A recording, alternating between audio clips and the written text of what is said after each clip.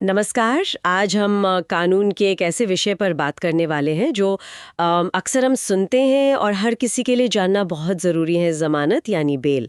हमारे पास जानकारी का स्रोत है ज्यूरिस मास्टर चैनल के लिए तैयार की गई एक काफ़ी विस्तृत स्क्रिप्ट। तो कोशिश यही रहेगी कि इस जानकारी से ज़मानत जैसी मुश्किल लगने वाले विषय को आसान बनाया जाए। ये न सिर्फ कानून के छात्रों या परीक्षा की तैयारी करने वालों के लिए बल्कि हम सबके लिए ही मुझे लगता है काफी अहम है। बिल्कुल सही कहा आपने।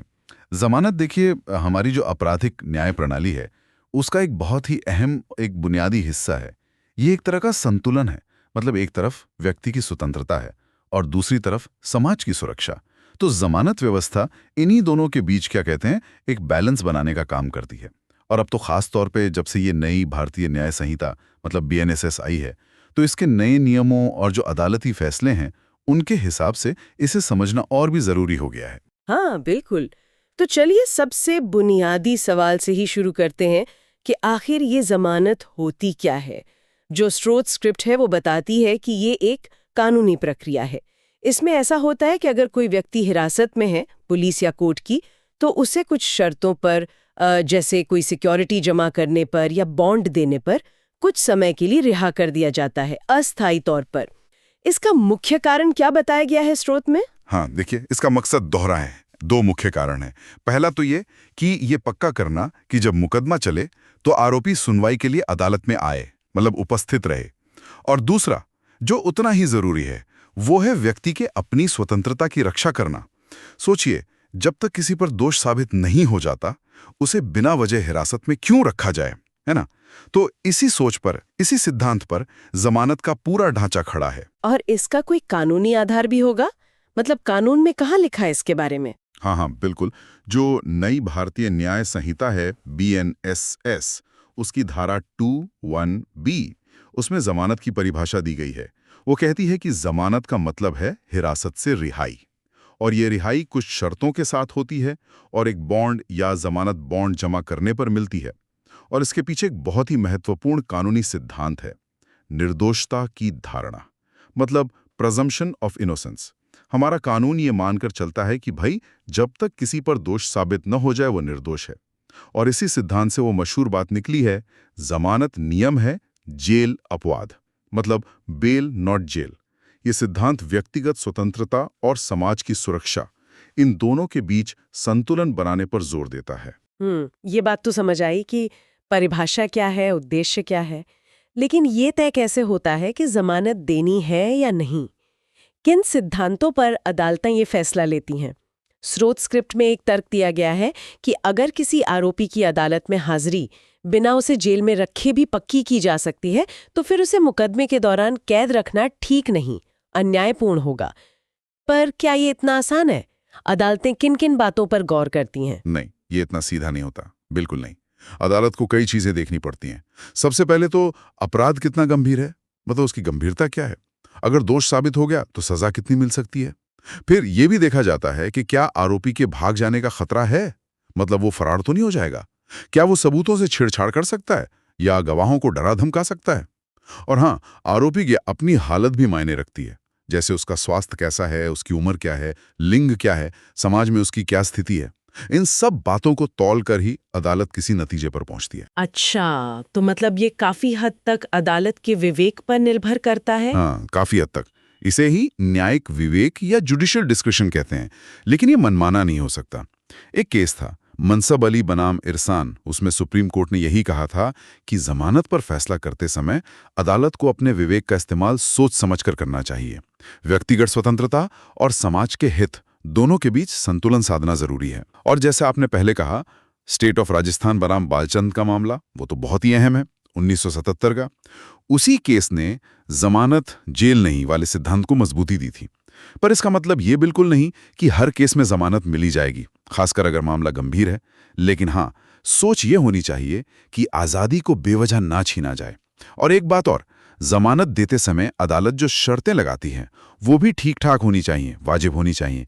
ऐसी न हो कि किसी के मौलिक अधिकार ही छिन जाएं। ये संतुलन वाकई में बहुत नाजुक लगता है। अच्छा, मान लीजिए किसी को जमानत मिल गई, तो क्या वो हमेशा के लिए पक्की हो गई या उसे रद्द भी किया जा सकता है? हाँ नहीं, जमानत रद्द भी हो सकती है, बिल्कुल हो सकती है। स्रोत स्क्रिप्ट बताती है कि बीएनएसएस की धारा 480(5) और 481(2) इनमें वो हालात बताए गए हैं जब जमानत रद्द की जा सकती है। जैसे मान लीजिए अगर जमानत पर बाहर आकर आरोपी फिर से वैसा ही कोई अपराध कर दे या कोई और अपराध करे, या फिर वो सबूत मिटाने की कोशिश करे, गवाहों को धमकाए, या अदालत में पेशी पर ना आए, भाग जाए, या अपनी रिहाई का गलत इस्तेमाल करे। यहां तक कि अगर उसके किसी काम से कानून व्यवस्था बिगड़ने का खतरा हो या शांति भंग होने का डर हो, तो भी अदालत दी गई जमानत को वापस ले सकती है, मतलब रद्द कर सकती है। अच्छा, क्या ऐसे उदाहरण हैं जब अदालतों ने जमानत रद्द की हो? हाँ हाँ, बिल्कुल है। कई मामले हैं। स्क्रिप्ट में कुछ केसों का जिक्र है, जैसे स्टेट ऑफ महाराष्ट्र बनाम एसी डीघे, पब्लिक प्रोसिक्यूटर बनाम जॉर्ज विलियम्स और गुरचरण सिंह। इन सब मामलों में अदालतों ने यही साफ किया है कि जमानत कोई खुली छूट नहीं है, ये बिना शर्त मिला कोई अधिकार नहीं है। अगर जमानत की शर्तों को तोड़ा जाता है या जांच में पता चलता है कि मामला पहले सोचे गए से ज्यादा गंभीर है, या कोई नई बात सामने आती है जिससे लगता है कि आरोपी का बाहर रहना ठीक नहीं है, तो अदालत अपनी दी हुई जमानत वापस ले सकती है। तो जमानत एक राहत है जो शर्तों के साथ मिलती है। चलिए, ये तो हुआ जमानत रद्द होने की बात। अब आते हैं जमानत के अलग अलग प्रकारों पर। स्रोत स्क्रिप्ट में इन्हें काफी अच्छे से समझाया गया है। सबसे पहले बात करते हैं अग्रिम जमानत की, जिसे अंग्रेजी में एंटिसिपेटरी बेल कहते हैं। इसका जिक्र बीएनएसएस की धारा 482 में है। ये क्या चीज़ है और कब काम आती है? अग्रिम जमानत, हाँ, जैसा नाम से लग रहा है, ये गिरफ्तारी की आशंका होने पर, मतलब गिरफ्तारी से पहले ही मांगी जाती है। मान लीजिए किसी को डर है कि उसे किसी गैर जमानती अपराध में, मतलब नॉन बेलेबल ऑफेंस में फंसाया जा सकता है और उसकी गिरफ्तारी हो सकती है, तो वो सीधे हाई कोर्ट या सेशंस कोर्ट जा सकता है और अग्रिम जमानत के लिए अर्जी दे सकता है। अगर अदालत को लगता है कि हाँ, अर्जी में दम है, तो वो निर्देश दे सकती है कि भाई अगर इस व्यक्ति को गिरफ्तार किया जाए तो उसे तुरंत जमानत पर छोड़ दिया जाए। तो ये एक तरह से मतलब अपराध करने से पहले ही बचाव का रास्ता हो गया। नहीं नहीं, इसे इस तरह नहीं देखना चाहिए, और अदालतों ने भी ये साफ किया है। स्क्रिप्ट में परविंदरजीत सिंह बनाम स्टेट और एचडीएफसी बैंक लिमिटेड बनाम जेजे मनन जैसे मामलों का हवाला है।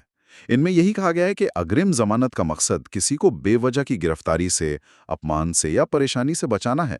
ये उसे अपराध करने का लाइसेंस नहीं देती। ये एक सुरक्षा कवच जैसा है, अपराध करने का पासपोर्ट नहीं। अदालतें अग्रिम जमानत देते वक्त भी शर्तें लगा सकती हैं, जैसे देश न छोड़ने की शर्त वगैरह। समझ गई। तो ये हुई गिरफ्तारी से पहले की जमानत। अब आते हैं नियमित जमानत पर, यानी रेगुलर बेल, मतलब जब व्यक्ति गिरफ्तार हो चुका है। स्क्रिप्ट बताती है कि इसके दो हिस्से हैं। ये इस बात पर निर्भर करता है कि अपराध कैसा है। पहला है जमानती अपराध, बेलेबल ऑफेंस के मामले में जमानत। इसका प्रावधान बीएनएसएस की धारा 479 में है। इसमें क्या होता है? देखिए, जमानती अपराध वो होते हैं जो कानून की नज़र में थोड़े कम गंभीर माने जाते हैं, हल्के अपराध। इन अपराधों में जमानत पाना वो आरोपी का एक तरह से कानूनी अधिकार है। स्क्रिप्ट में से एब्सोल्यूट राइट कहा गया है। मतलब अगर ऐसे अपराध में कोई गिरफ्तार हुआ है और वो जमानत देने को तैयार है, मतलब कोई जमानतदार पेश करने को तैयार है। जमानतदार वो व्यक्ति होता है जो गारंटी लेता है कि आरोपी जरूरत पड़ने पर हाजिर होगा। तो अगर वो जमानतदार पेश करता है तो पुलिस अधिकारी या अदालत को उसे जमानत पर रिहा करना ही होगा। वे मना नहीं कर सकते, और न ही वो कोई मनमानी या बहुत सख्त शर्त लगा सकते हैं। एक केस है रसिकलाल बनाम किशोर खानचंद। उसमें सुप्रीम कोर्ट ने इसी अधिकार पर जोर दिया था।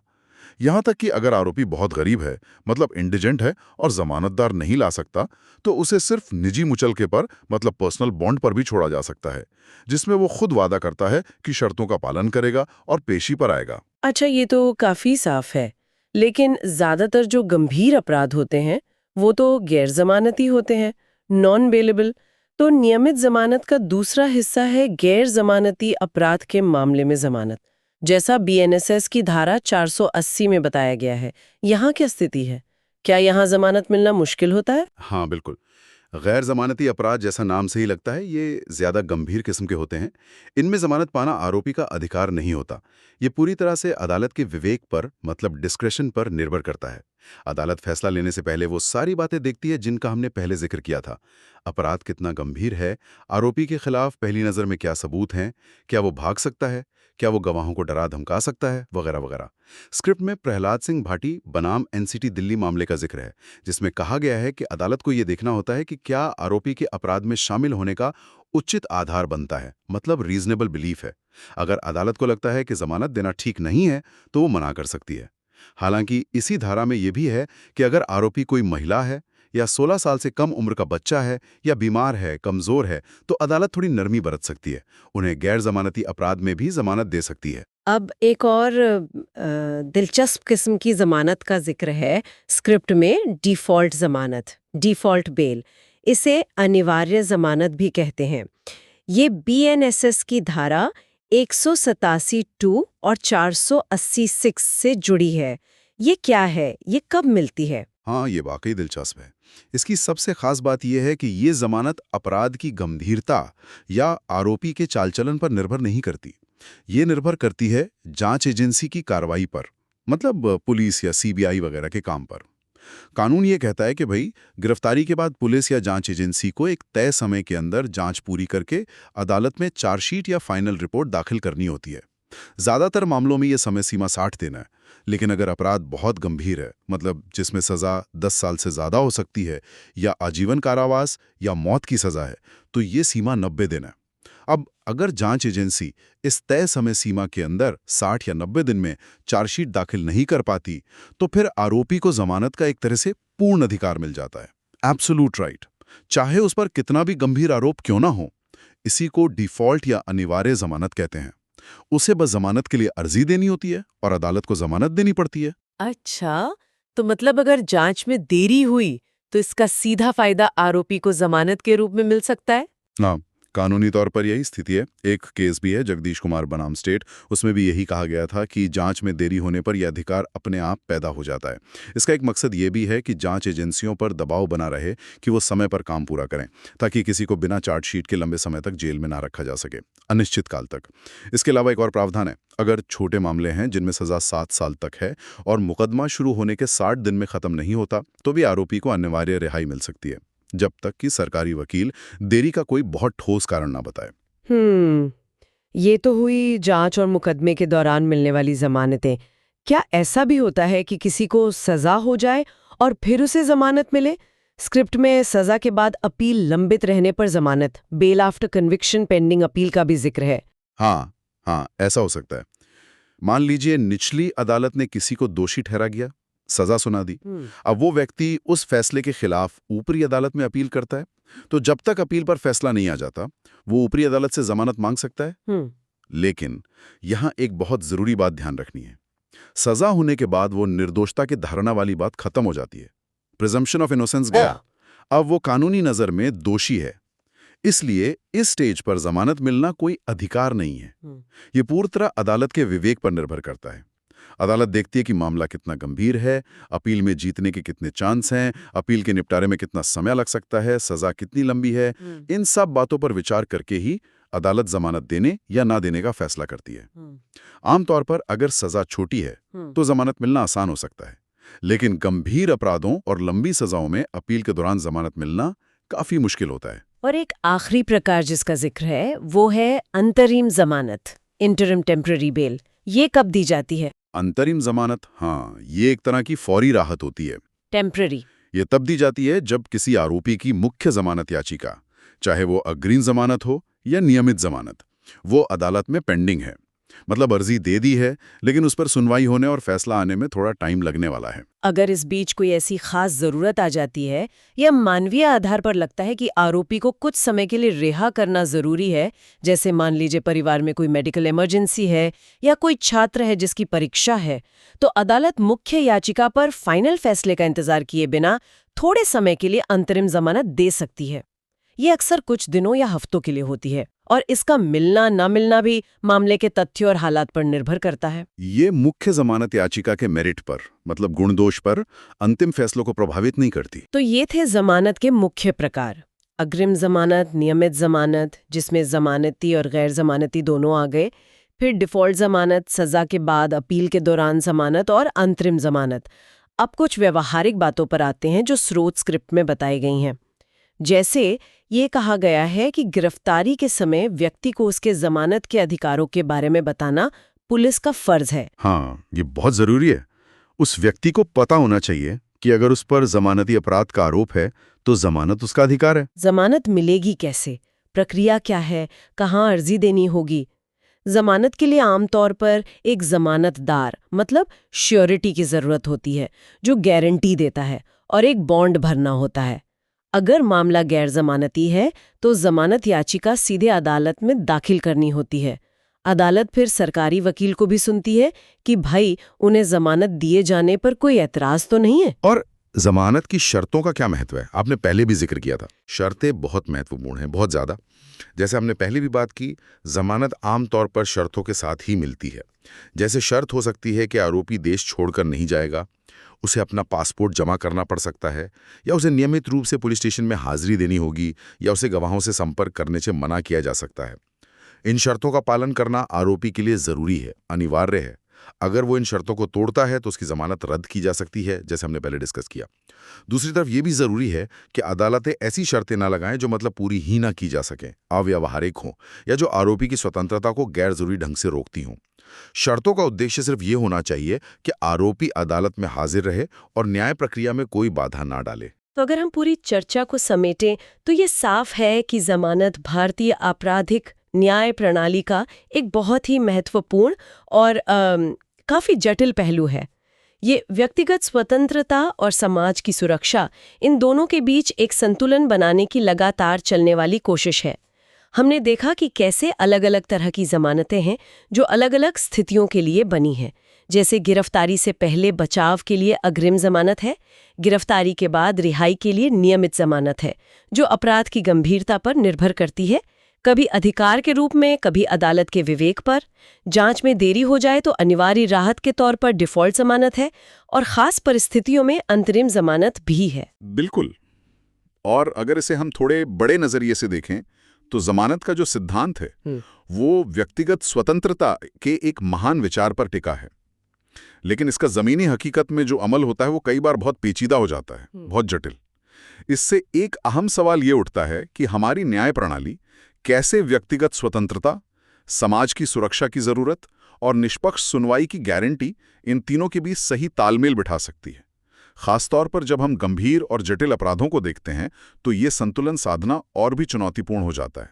ये एक ऐसा सवाल है, मुझे लगता है, जिस पर लगातार सोचने की, विचार विमर्श करने की और सुधार करने की जरूरत है, ताकि कानून का शासन, रूल ऑफ लॉ, सही मायने में बना रह सके।